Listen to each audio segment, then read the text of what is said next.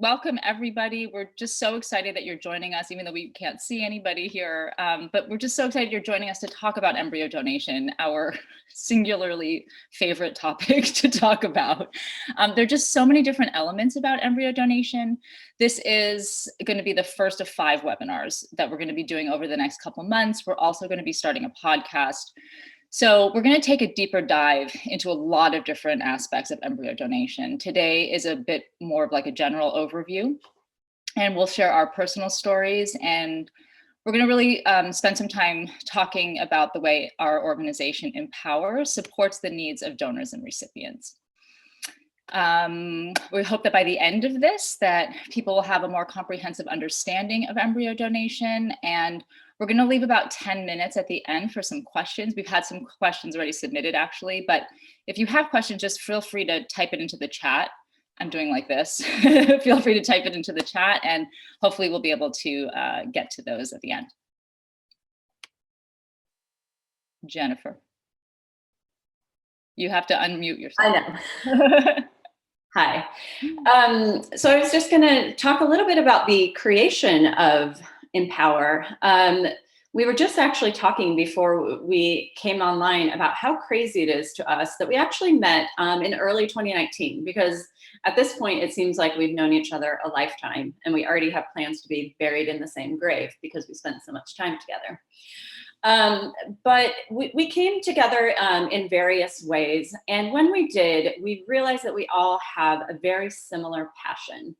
And that passion basically is to increase education and support and awareness about embryo donation. We are all 3 personally involved in embryo donation. You'll hear a little bit about that in a moment. But Gina and I are both donors, and Maya is a recipient via embryo donation. So we came together and we really talked about the sort of lack of awareness and the need for more awareness for the millions of people that have gone through IVF and don't really know, maybe going in, about what embryo donation is. And then at the end of IVF, they often have this dilemma of having remaining embryos.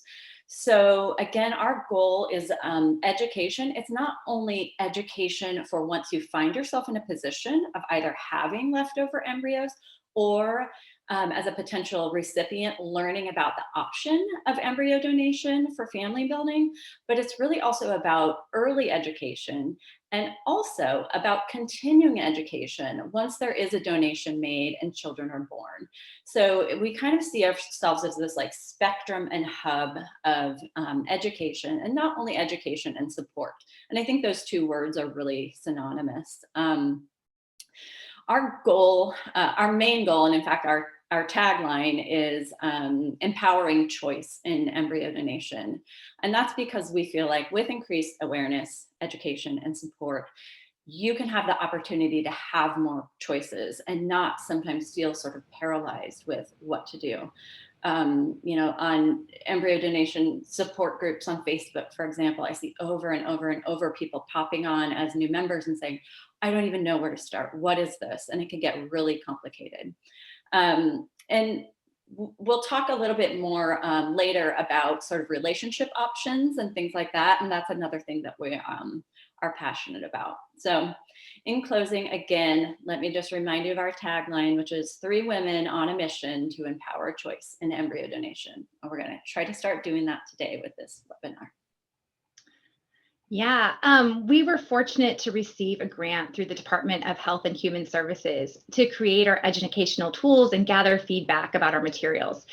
And that's why at the end of this webinar, we will be sending you a survey, and we'd really appreciate your feedback because it helps us to continue to revise and tailor our work to meet your needs.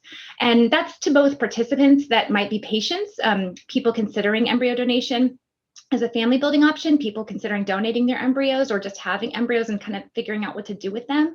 And for professionals who happen to be watching, because we really would like to get perspectives from various people to see how we can best support the industry, because we know these are not easy things. We're going to start, though, telling you a little bit about ourselves. And I think that just helps you like appreciate who we are and know why we're doing this. I think it would be helpful for you to know who we are. I'm Gina. I'm a genetic counselor, and I've worked in the fertility space for almost 20 years. And surprisingly, maybe not a few years into, about 7 years into my career as a genetic counselor, I became a patient myself. And we had unexplained infertility. My husband and I ended up proceeding to IVF. You can see my husband there on the right with our 2 kids. So it worked. It worked a little too well. We were overjoyed at first at my egg count. At first I was like, oh my gosh, this is like winning the lottery and this is awesome. I'm just really stimulating well and this is awesome. And then I started getting kind of nervous because I started realizing I had a decision to make. Do we attempt to fertilize all of them? It was a big gamble. I knew I might have more embryos than I needed to have my family, but I'd also seen cycles like mine fail for no reason, no apparent reason. And I knew it was like one way or another, I had to make a decision. And it was a precious opportunity that might be gone in the blink of an eye for us if I made the wrong one. And lo and behold, we made a lot of embryos. We had a really good FERT rate and blast rate, and we ended up with 18 embryos. Not all of them blastocysts because I froze a few on day 3, just getting nervous because I know too much too. But at that point, we started adjusting to the idea of embryo donation. Just looking at my numbers, I was like, unless something else is going on, I think we're going to be embryo donors. We're going to have to find something to do with these embryos. And I'd always considered embryo donation really beautiful as a health professional on the other side of the table. So to me, I was like, that would be wonderful. I could do that. And then I realized, the reality for me was that it was still really uncharted waters. I had to make meaning of my own fertility experience, my life, and make a decision that would impact other people's lives. And honestly, I'm no stranger to hard conversations and hard decisions regarding genetics and what makes a family. Like that's what I do. That's my bread and butter. That's what I do every day. But suddenly it was in my lap, and I had to make a decision for myself and my family, and it was a lot. I spent a lot of time thinking, do we have a football team of kids? Are they just cells right now? What does it mean that my son and daughter are walking around and they were sitting in that freezer with the other embryos? How many kids can I actually have and care for well? If I was a different person, maybe I would have gone the football team route, but I know my limits and I know who I am. So we didn't. We decided to donate, and our first donation happened within our family. It was kind of just coincidence. It all happened really nicely. And we donated to my uncle and his wife, and now we get to be in their family and be part of their story. We're waiting on our new transfers for our second set of recipients, and it's been a beautiful experience getting to know people that I didn't know before, and we found through this process of searching. And really, if you asked me 4 years ago, I really wouldn't want to have had this particular choice to make. But it's been one of the defining points in my life that I wouldn't miss for the world now. We have a great relationship with our recipients. I get to enjoy my small family, and I get to pour the love into my 2 kids that we made. That was really important to me. And I also get to experience kind of secondhand their joy and their children's, one so far, their child's life. And it's been a real joy to me. So this decision started out being an unintended consequence of IVF for us, but what it brought me is something larger, a decision that connected me more authentically to people in my life, a decision that helped me see my small place on this earth as maybe something a bit more profound. And with that, I'll turn it over to Jen. That was beautiful, Gina. So one of the things that I think makes us unique at Empower is that we've all had, even though we're all personally involved in embryo donation, we've all had quite different experiences, as you'll hear now as I talk about my story. Like I said earlier, I'm an embryo donor as well. My husband and I tried to conceive for about 7 years. Within that period, we were diagnosed with male factor infertility. We basically got to the point where we realized that IVF was our only option, and within IVF, ICSI. We went through one round of IVF, and unfortunately that resulted in a miscarriage and no frozen embryos. So that was a really disappointing time. We thought a lot about what to do next, and what we decided is that we would give IVF just one more try. And after doing so, we were blessed with the birth of our twins, who are now 8, and you can see them in the middle picture there. And not only were we blessed with the twins, but we had one frozen remaining embryo. So like I said, my experience is quite different from Gina's. I only had one. As many of the donors listening can relate to, when you have frozen embryos or one frozen embryo, you get your annual storage bill. And the storage bill will give you your options. So I would get that every year and I would think, I have no idea what I'm going to do. The options listed on the storage bill are to donate the embryo to research or science, donate the embryo to another individual or family, or thaw and discard the embryos. For me, I think I felt a greater connection to this decision because there was only one.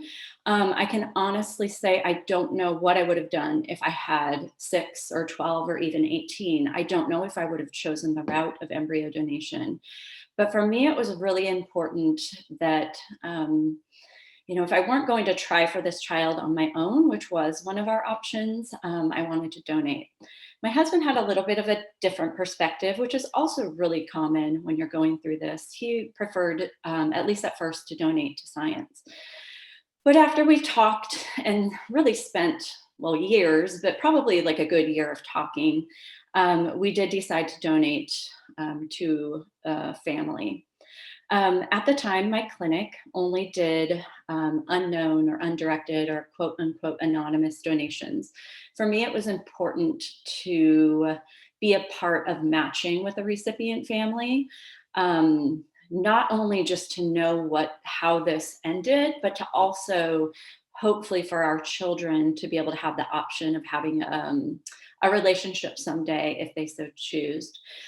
So we chose to donate to a single mom by choice who actually lives across the country from us. I'll talk a little bit more about my relationship with her when we get down in the webinar, when we talk about relationship options.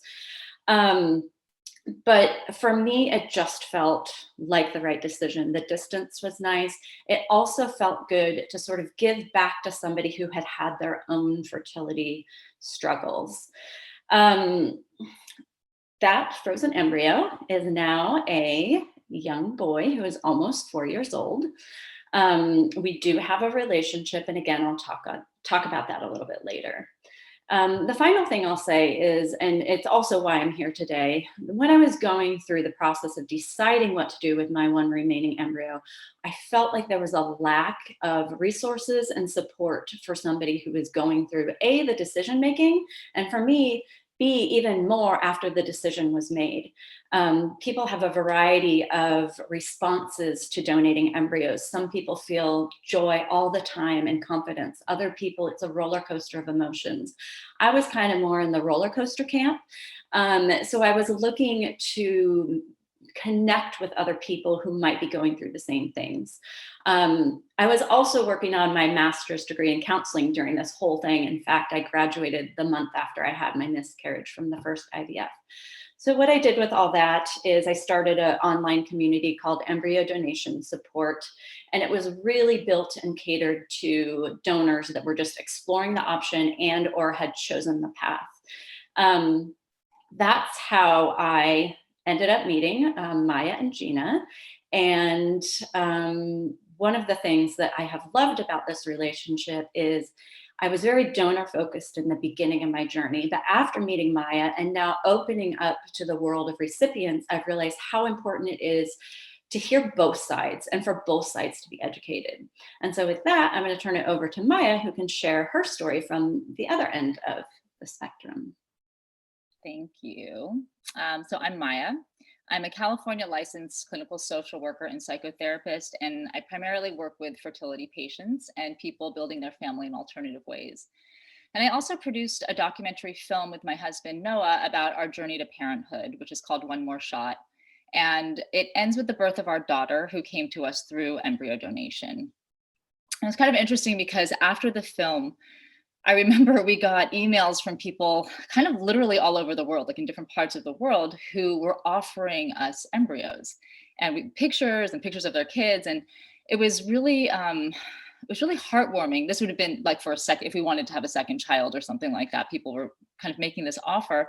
And I honestly didn't know that people did that there were ways to openly connect and to essentially share embryos. Because my experience with embryo donation was very different. It was through, an anonymous, I'll do the quotes again, clinic program. And we'll talk again a little bit more about that and sort of those differences. I think from the recipient side, while people come to embryo donation for a lot of different reasons, I think for my husband and I, the option came about after many years of trying other things. And I think that's common for a lot of people. It's kind of safe to say that embryo donation isn't always the first family building option that a person lands on. And that means that there are a lot of just different things, emotional things to process and to work through. So, when thinking about becoming a parent through embryo donation, you have to really consider what it means to try and get pregnant and give birth and raise a child not genetically related to either parent. You have to think about what it means for the child to be genetically connected to people outside of your immediate family, many times to strangers. And while it's really important to be thoughtful about these questions, sometimes it is a bit complicated. And that's why I'm just so passionate and excited that Jen, Gina, and I found each other. Again, we are going to have a single urn for all of us at the end, because we're really kind of enmeshed and just super passionate about helping people and supporting people who might be in similar situations to what we all found ourselves in, a handful of years ago. So that's just a little bit about us. Hopefully that's helpful. We share our stories just because we think it can be helpful, but in no way. I see Gina's trying to talk. Are you trying to chat? Did you want to add something? No, I moved the slide and I realized you were still talking. I apologize. Oh, that's okay. No, move the slide. That's fine. Let's get into it. I'll stop talking. How about that? Or I'll start talking about something else. So this is why we're here. What is embryo donation? We talk about embryo donation as this overall process where one person or couple gives their remaining embryos or embryo to another person or couple. So we're really talking about both the donor side and the recipient side. And when the three of us think about embryo donation, we come back to this idea of it being an unintended consequence of IVF. Most of the time, and it's not always, people people are coming to embryo donation from all different angles for sure. But I would say that most of the time people go into IVF with the intention to create their family. Most people don't go into IVF thinking too much about remaining embryos, unless you're Gina and you worked in the field for a lot of years. Most people just want enough embryos to have a family, and the more the better, essentially, because you want to have that chance. And now, with egg donation becoming so popular and genetic testing of embryos becoming a bit of the standard, more and more really good quality embryos are being created, which now presents this dilemma about what to do with excess embryos. And I say dilemma, but again, I think it's recognizing for some people, this is not an issue. They know exactly what disposition choice they're going to make. And the choices, again, they're not a ton of them. It's really to discard, to just thaw and discard the embryos, or to donate to research or science, which can mean different things at different clinics. But for other people, it actually can be a challenging decision or a dilemma that triggers just a lot of different things, triggers like religious or spiritual or moral or philosophical issues. And, and that's kind of why we're here, to help support that process and normalize that people come to this for different reasons, have different feelings on the back end, and just know that that's really normal and kind of part of the process. But, and it's an unintended part. So it's like, we don't always expect to land with this kind of an option or choice on the other side. So donating embryo donation to another person or couple is really the least common choice that's chosen. And research that we've come across show that most patients, I think it's something like over 70% of patients, delay decision making about their embryos for more than 5 years. So what that tells us is that making a decision can be hard for a lot of people. So, so that's sort of the unintended consequence for as an embryo donor. On the other side, it's also an unintended consequence of IVF not working with one's own genetic material. And as a family building option, embryo donation, like it was for me, often comes after many other treatments haven't worked. So it really is both this disposition option and a family building choice. And we're kind of working to create a bit of a bridge between those two spaces. I want to just add, obviously the three of us have strong feelings and really believe in embryo donation. I mean, sometimes I just think about the fact that if someone checked a different box on some kind of form, like my child wouldn't be here. I wouldn't have the family that I have. And that just brings up a lot of gratitude for me. But I also, we all three really recognize that embryo donation really may not be for everyone. And we really don't advocate for people to either donate their embryos or to try to become a parent through embryo donation. But our mission and what we really do advocate for is for people to educate themselves, to explore their choices and feel really comfortable with what they're moving forward with. And lastly, we see embryo donation really as this unique new family structure made possible by reproductive technologies, right? Where a woman like myself can give birth to a non-genetic child. And I don't know, when you really kind of break down the science, you kind of have like a mini brain explosion. But it is a unique new family structure, and there are similarities to both donor conception and to adoption, where full genetic siblings are raised in different households with different parents. And I think, again, it's coming back to this idea of choice, with the kind of the most interesting and maybe the most complex, and I say complex in a positive way, is the choice in how the different families, the donor families, recipient families are connected or not connected. Jen's going to touch on a bit more this sort of relationship options. And this is a big point of exploration and what we're really focused on here. So I'll let Gina take over with some insights into genetics. Yeah. The interesting thing about this is that, reproductive technologies were kind of the beginning for this. And as mind-blowing as all that is, other things, more technology has changed it even more. At the beginning, embryo donation was done in clinics, mostly in anonymous fashion, unknown fashion. We always say anonymous, and we use the quotes. I forgot to do that this time. Because at that time, people would give their embryos to the clinic and they would say, give them to somebody who needs them. And really, we're a lot more hands-off.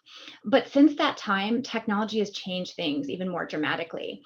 Computer technology and social media has really opened up the voices of children who are impacted, of people who are impacted, particularly the donor-conceived people who have spent a lot of time telling us the impact of this on their lives. And we're grateful for that. And how this might be best shaped in the future. So we're really hearing from a lot of people we hadn't really heard from before. And then genetic technology transformed the industry as well. In the last couple of years, we've had the ability to do DNA testing from home. We can spit in a tube and send it off to 23andMe or Ancestry.com and just order the test ourselves. One of the other genetic testing companies, there's a lot kind of popping up now. And it doesn't just tell us about where our ancestors came from or what type of earwax we have and that kind of thing, which is kind of crazy. That's what it tells you, that kind of thing. But it also tells us who we're genetically related to if you check that box. And that is really profound for people who don't know their genetic relatives. People who have been adopted or donor conceived in the past are finding that this is something that they want to do and want to explore sometimes. So now we're in this place where we're starting to bump up against these complex issues. And there are definitely spaces for people to learn what donor conceived people think if they're thinking about this as an option for family building or an embryo disposition choice. We highlight we are donor conceived on this slide because we really think that's a good space where people are doing good work to share what the donor conceived experience is so that parents can make decisions that feel right for them and their families. And there are different options for knowing families, for matches to come together with the people knowing each other so that these relationships aren't so mysterious. And there are places like the donor sibling registry where people can connect consensually down the line. Or maybe they start setting it up if they aren't entirely sure what they want their relationship to look like on the front end, but they want to keep their options open. That's a lot of times a good, happy medium for people that aren't sure. And there are a lot of ways people are connecting in Facebook groups, on Instagram, and finding each other, finding that they connect with other people's emotional stories in ways that make them feel like this might be what they're called to do on the donor side. And sometimes on the recipient side, they hadn't even considered embryo donation as an option, and someone comes to them and tells them, maybe they have embryos for them, and they've connected with their story similar to what Maya experienced. Ultimately, the technology is allowing both new options and new insights into maybe how we can structure our families and these decisions in ways that meet all of our needs.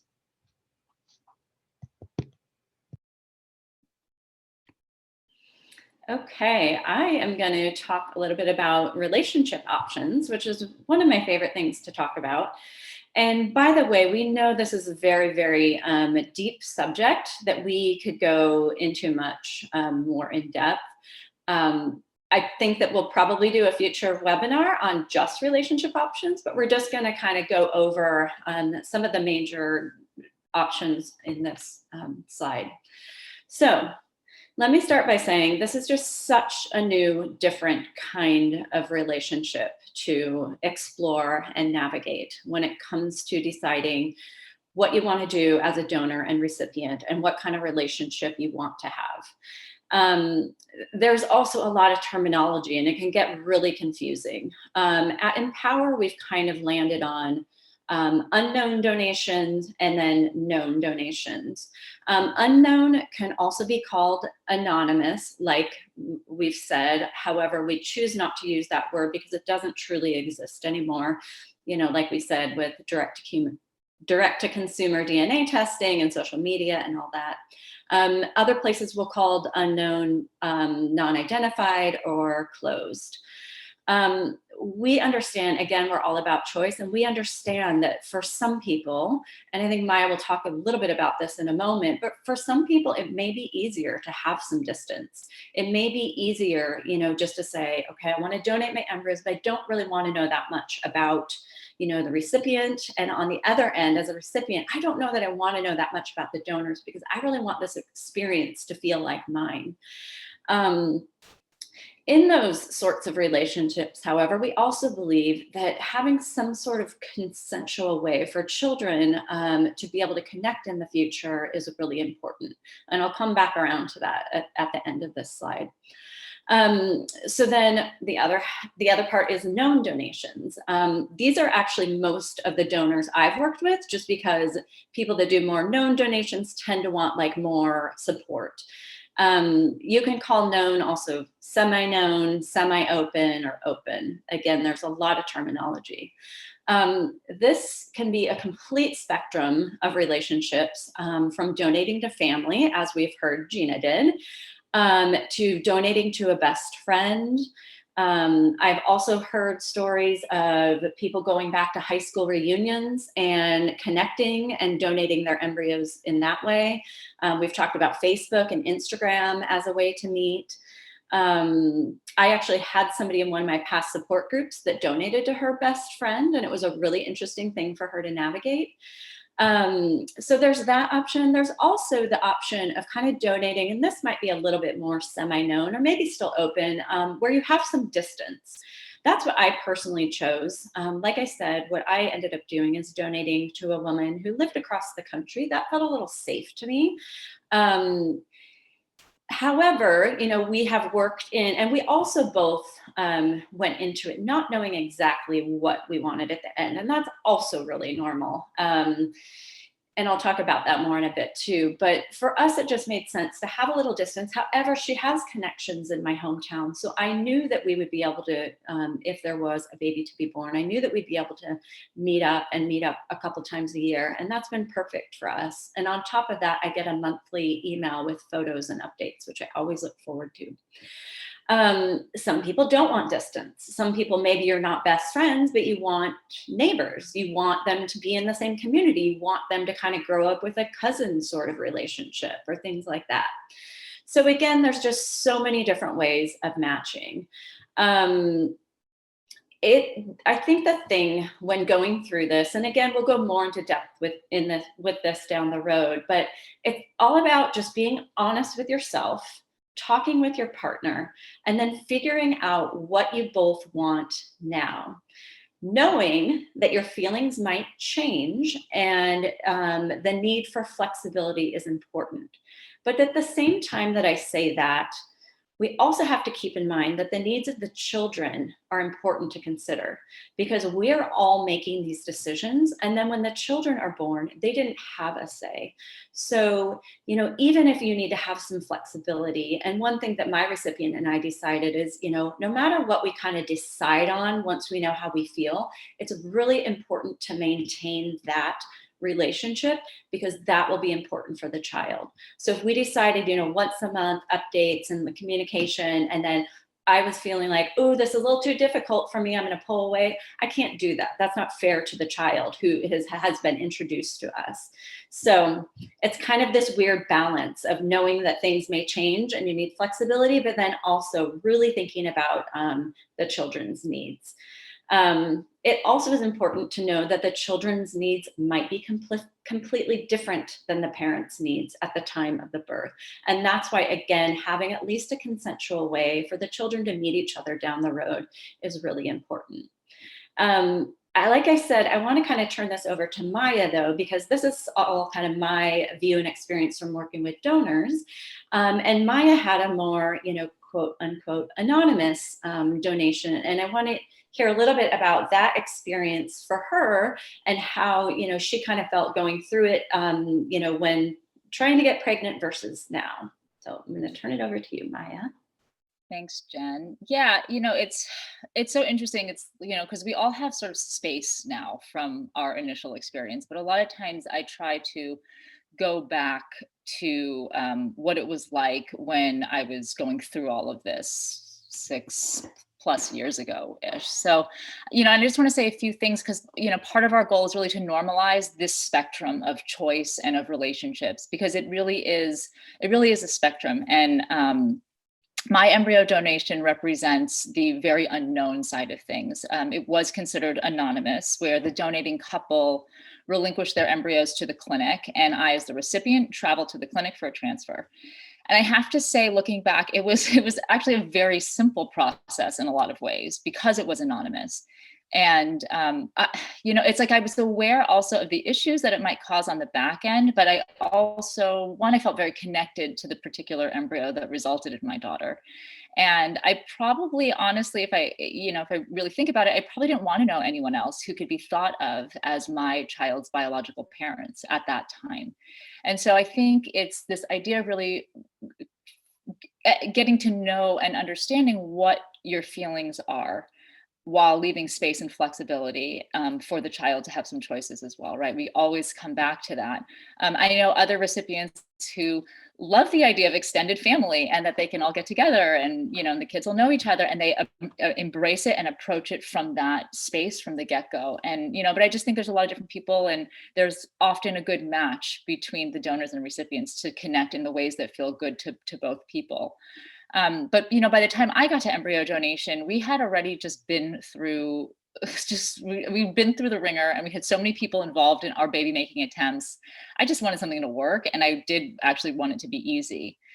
But what was interesting is that after my daughter was born, I realized that I'd been a little bit short-sighted. And when she was about a year old, I think it maybe took even that long to really feel that confidence in being her parent. But after it was, I would say around a year old, I just really started feeling like it wasn't right that we didn't know how many people she was genetically related to, or that we didn't have much medical history. I felt that she really should have the option to know and be able to connect to her genetic relatives if she wanted to.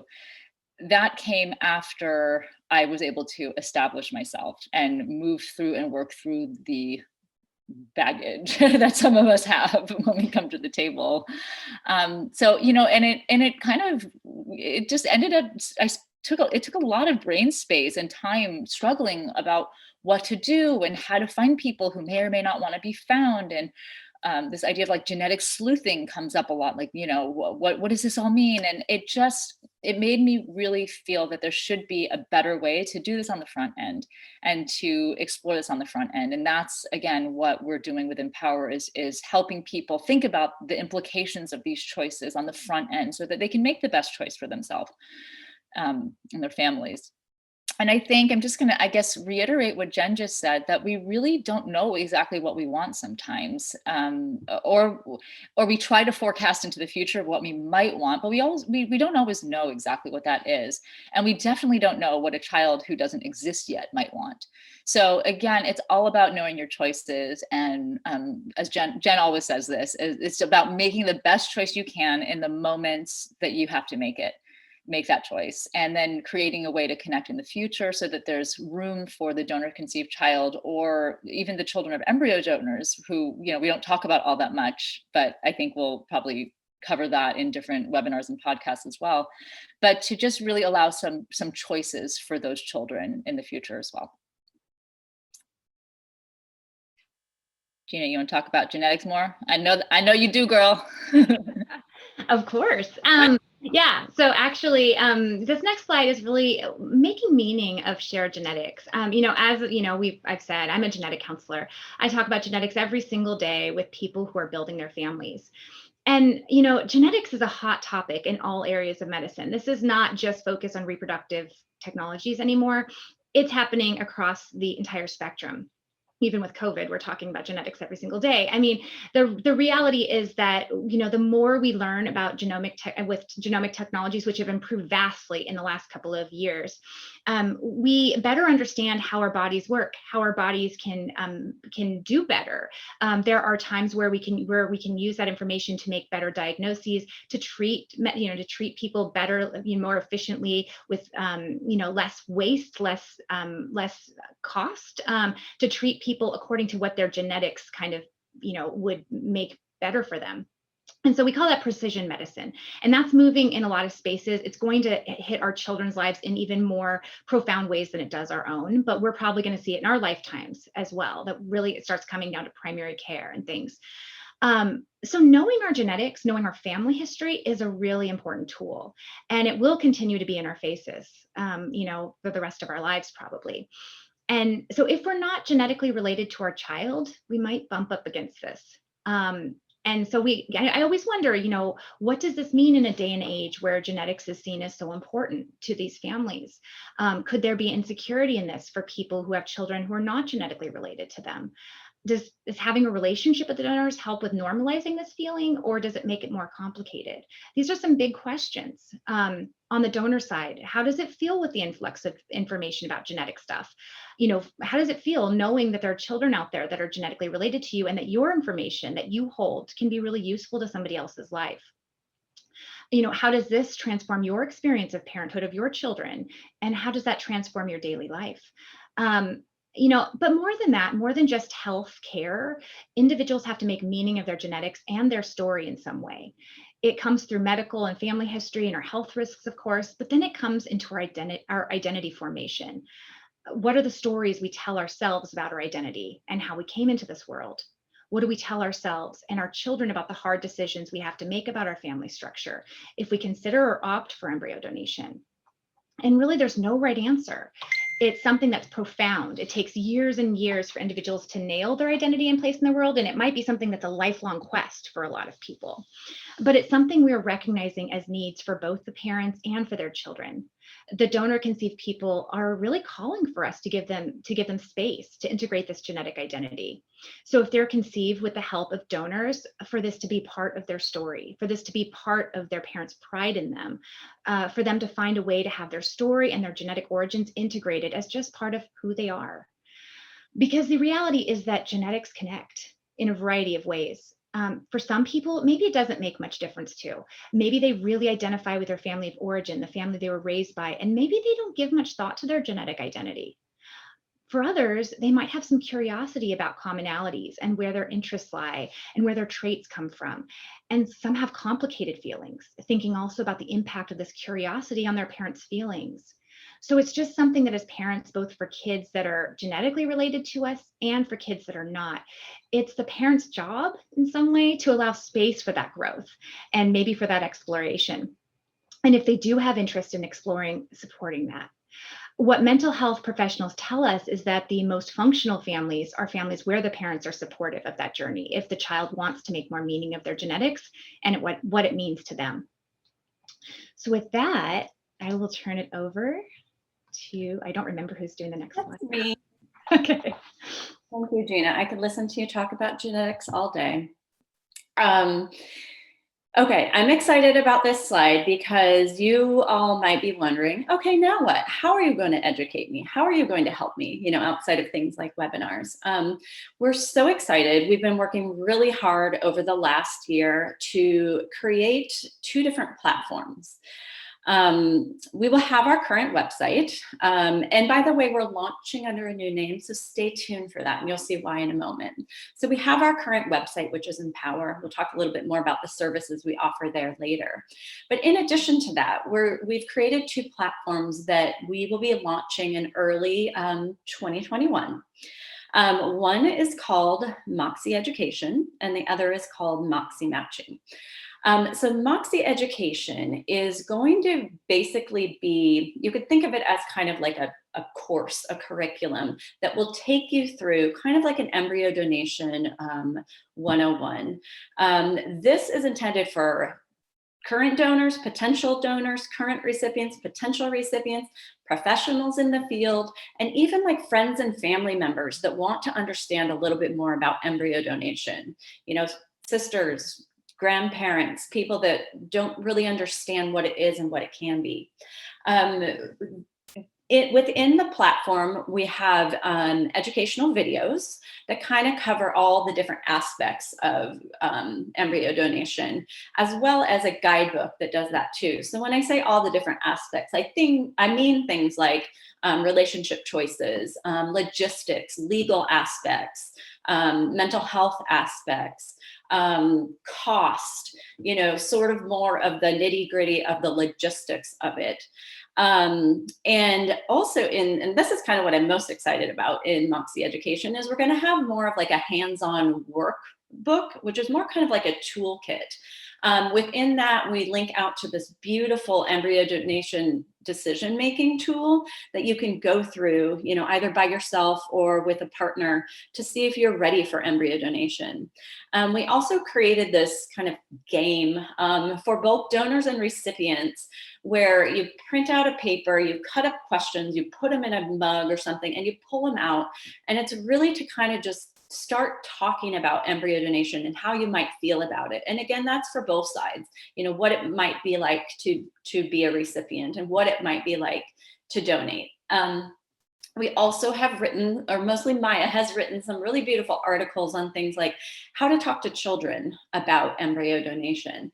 And again, that really gets to the fact that we're not just about the early education or the education while you're going through it. We're really about long-term education for families as they are built and they grow in this way.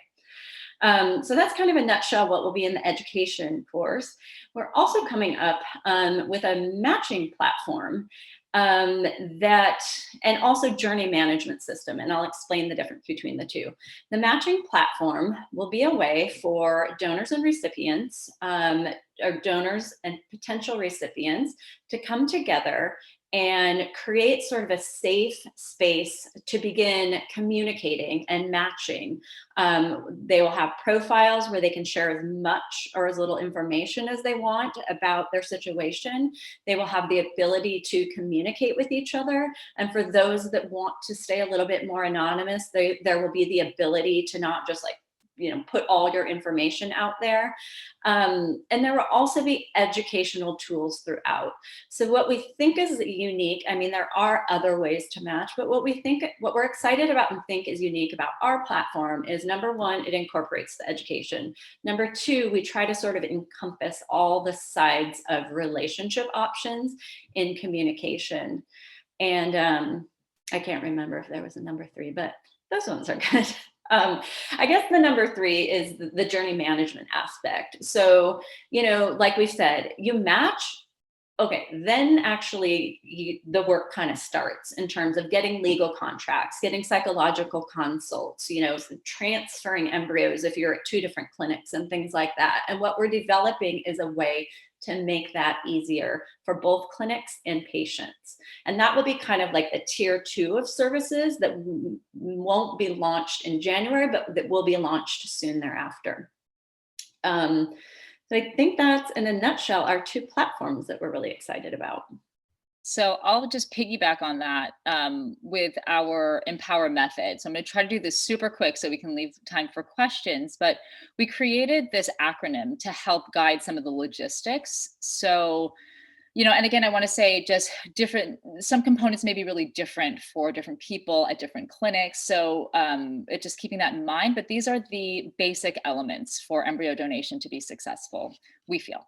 So it all starts with education, or I feel like we're beating a dead horse a little bit, but you really can't make informed decisions without really educating yourself about your options and really processing through what might be important for you or for you and a partner if there is one. So we really, really recommend getting educated, understanding the implications of your choices, and knowing what your choices are, obviously. The second, the M, so see how cute, Empower. So the M is mental health, and it's highly, highly recommended, often required by clinics, to explore the psychological and emotional elements of being an embryo donor or a recipient with a qualified mental health professional. We're working on our own sort of resource list and referral list, but Resolve often has a list of qualified mental health professionals, as does ASRM. So, there are places to find people licensed in your state to connect with to help with some of the sort of psychological elements of making this decision. The P stands for preferences for matching. And it's really this idea of just knowing what you want, being totally honest, being upfront about deal breakers. Sometimes these are hard conversations or just hard things, but it's really important to know what your preferences are, and then of course, again, leave space, be flexible, know that feelings change over time, and know that the child's feelings or children's feelings just might be different. So that's sort of the section about matching. And then the O stands for obtaining medical clearances. So of course, it's really important on the very front end, probably in the education phase of all of this, to check in with your medical team on both sides in the beginning, to make sure either that you have viable embryos or that the person planning on carrying, whether it's yourself or a surrogate, that's all intact and there. But you'll obtain medical clearances at some point in the journey, and a genetic counseling consult could be really, really helpful kind of in this area to help make meaning of the genetics, like as Gina was talking about. The W stands for right contracts, and that stands for legal contracts. And we know that clinics have different programs, and some clinics just have consent forms and whatnot. Every lawyer that we've consulted with has really recommended having legal contracts between the donor and the recipient. These contracts can be written even when each party prefers to be unknown. So, if you have questions, I would say to really consult with a lawyer in your state to just check in to know what your specific choices are around that. E is the embryo transfer. And so when a lot of the logistics are done, then the recipient is ready for the embryo transfer. And then R is, again, what Jen was mentioning, just the idea of relationship support and recognizing that embryo donation isn't this one-time experience. It really is a lifelong journey for the families and the children. And there's just often a continued need for support. And that's what we're building, and we're excited to roll out. So I think, Jen, you'll talk a little bit more of the other things. So when we say roll out, a lot of these things are coming like beginning of next year, assuming that we're all still standing. But yeah, Jen can talk a little bit about that, and then we'll jump into taking some questions. Yeah, and I can actually go through this slide really quick because it is important to answer questions. And you can get all of this information on our website. So you see there we have all of our links that you can check out after. But quickly, so some of the things we're doing, in addition to the Moxie Education and Moxie Matching, so we have virtual support groups. I run free support groups for donors. Again, people who are considering donation or have already donated. I had my first support group over the summer, which went really, really well. And I'm going to start another one in the new year. You can get information about those support groups on our website. This ongoing webinar series, this is the first of 5 that we'll do. As I mentioned, I think some other webinar series might be going more into depth about relationship options, going more in depth about how to talk with children, not only children born of embryo donation, but also, my children as an embryo donor. And I actually saw a question that just came up on our Instagram feed about that very thing, like talking to children. So yes, that's something we're going to cover down the road. So if either of those topics pique your interest, just stay tuned.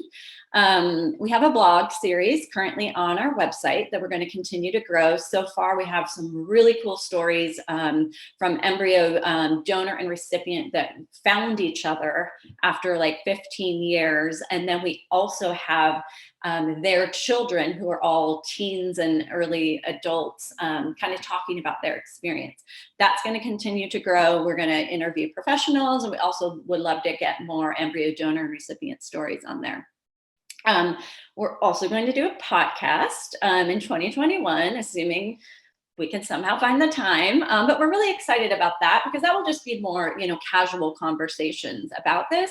And to my knowledge, this will be the only podcast that's dedicated solely to embryo donation.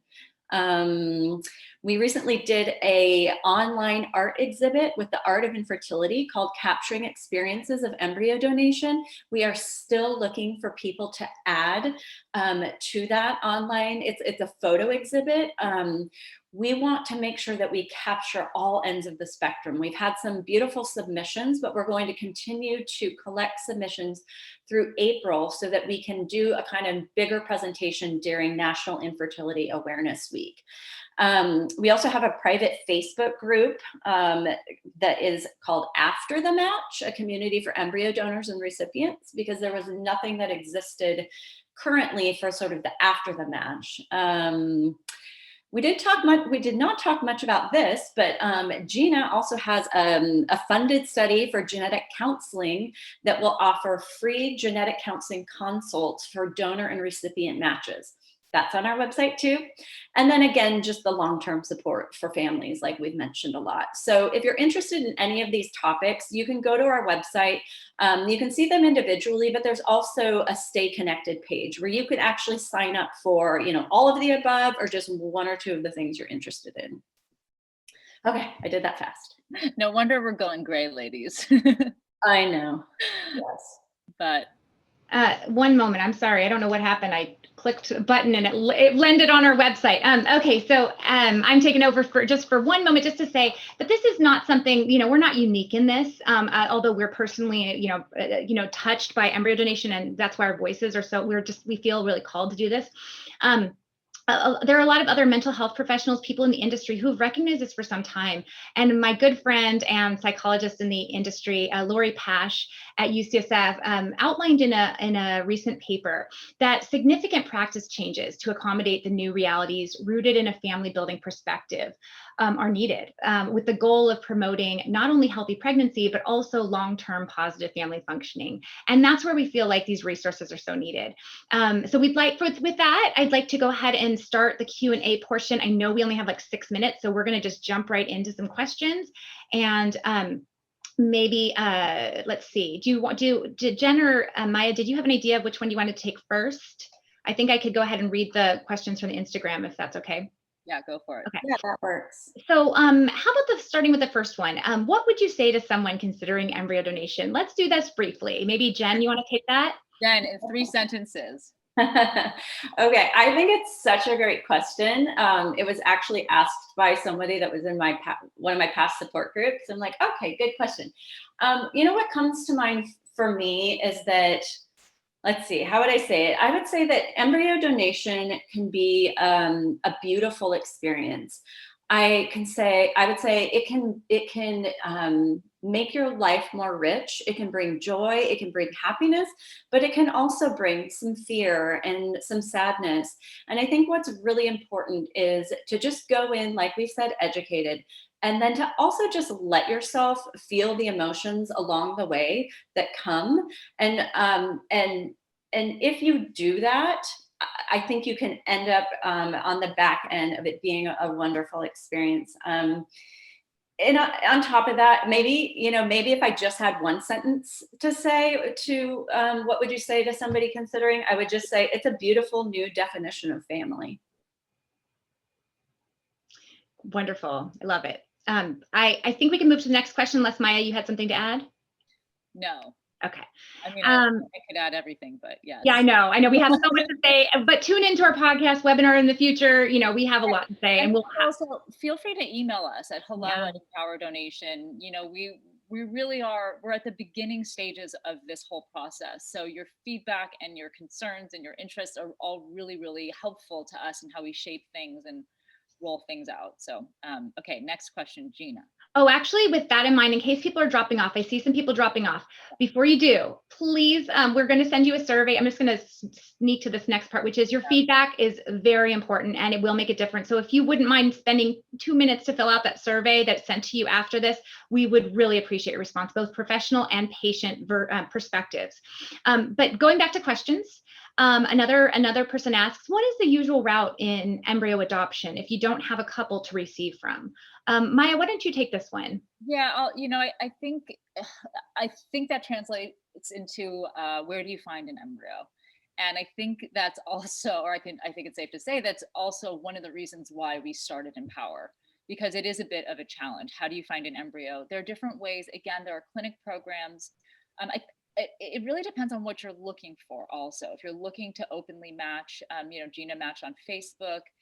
There are some different matching, I shouldn't say matching sites, but they're like different agencies. Some do take more of an adoption model for things. So again, it's, I think, connecting to what feels right.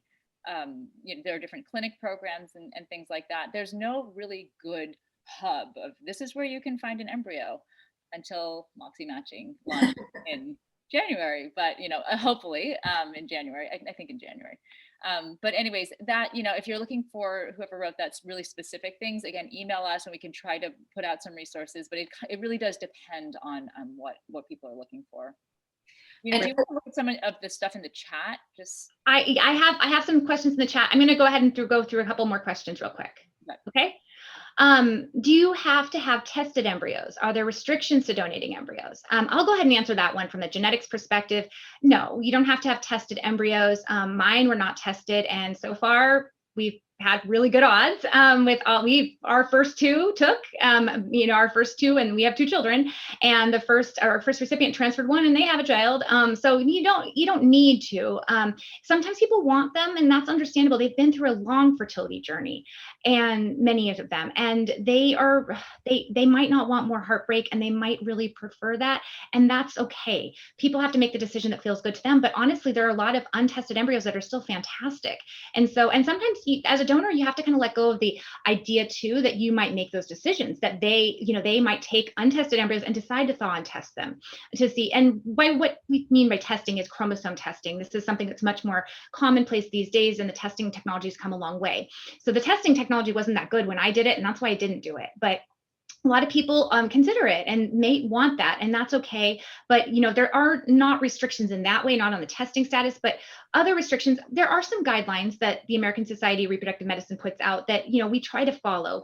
That said, we're really all about reproductive autonomy, and so we want to give people the choices to make their own decisions and with good information. So there might be some family history that we need to look at. We need to ask questions and share information so that parents can be best prepared to raise a child with information they can use in their lives. So that's where it comes in with the genetic counseling study. We try to make this kind of fun. Well, I mean, as fun as it can be to talk to me about this stuff, but fun and educational and helpful and useful for your own lives as a donor and for the recipient, so that they can really make decisions that feel good and they understand things and they can share this information in a way that's useful to their children and their children's medical providers in the future. So that's that question. There was a kind of a tangential question I liked that I saw later on. Somebody wrote, after my next transfer next year, we're done having children. I will hopefully have 3 PGS tested and 3 mosaics left, all girls. How does donation work? Do you match us with a family? Can we be part of the process? The last questions, I think you can understand that, yes, you can be part of the process. And we aren't matching per se yet. We're going to have Moxie Matching live soon. And, that's a possibility if you were interested in joining us there. It's more of a self-serve matching process there. But the other thing, the PGS testing, mosaic stuff, I wanted just to touch on real quick. That's great. You had three PGS tested embryos that are probably, it sounds like they're chromosomally normal. The mosaics are a little bit more of an emerging picture. And you know more than anybody, probably having had mosaic embryos. This is kind of a complex issue. I would really recommend talking to a genetic counselor, really seeing what, the chances are. And then of course the recipients talking to a genetic counselor too, and seeing how they feel about it.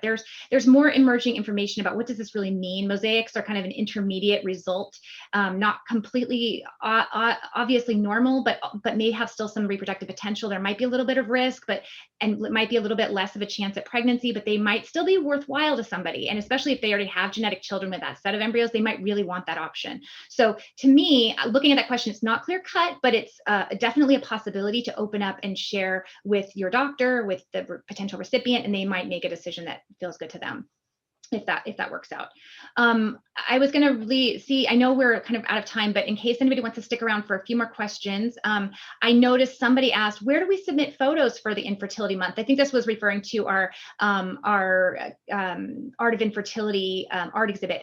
Jen, do you want to take that question? Yeah. So if you go to our website and look under events, it's listed there as an event ongoing until April. So you'll find it there. You can also find us on, you can also get more information through our Instagram page. We posted a bunch about it there, and you can find the links and things there as well. Or you can go to the Art of Infertility, which is artofinfertility.org, I believe, to see there. So, and also just reach out if you have more questions after that.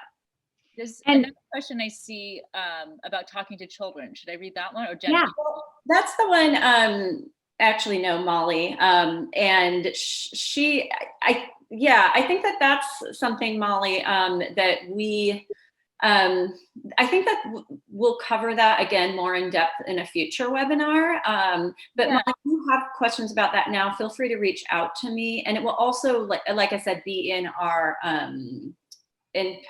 Moxie Education materials. Well, so the question is, I'm interested in how people talk to their children about genetic siblings from embryo donation and how they broach that conversation and address expectations. And it's a fabulous, brilliant question. And again, yes, one we'll cover in depth. I think it's just, it's being grounded in honesty. And I think that's what we're trying to support people in, talking about how your family came together, how people might have donor helpers. I use that term, starting early and often, making it part of your story of how your family came together, and allowing space for the child to make meaning and make sense of it as you move along. So that's the sort of real nutshell, but we are very, very big fans of being open and honest about all of that. So that's that. I noticed one more question, which was, what is your advice to a single potential embryo adopter? Maya, do you want to take that one?